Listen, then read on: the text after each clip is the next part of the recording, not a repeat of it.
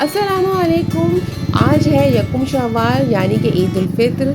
30 रोज़े रखने के बाद मुसलमानों के लिए ये त्यौहार बहुत बड़ा होता है। हम आए हैं यहाँ पर अन्नू भाई पार्क जो कि नाज़िमाबाद 4 नंबर में है और यहाँ पर लेडीज़ की नमाज़ होती है।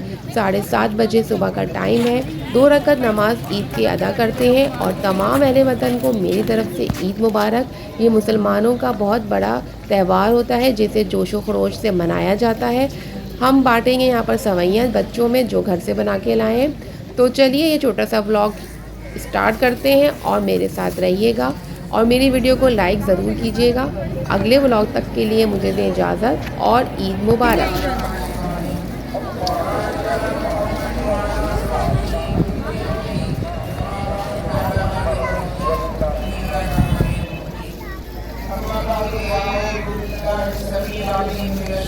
अल्लाह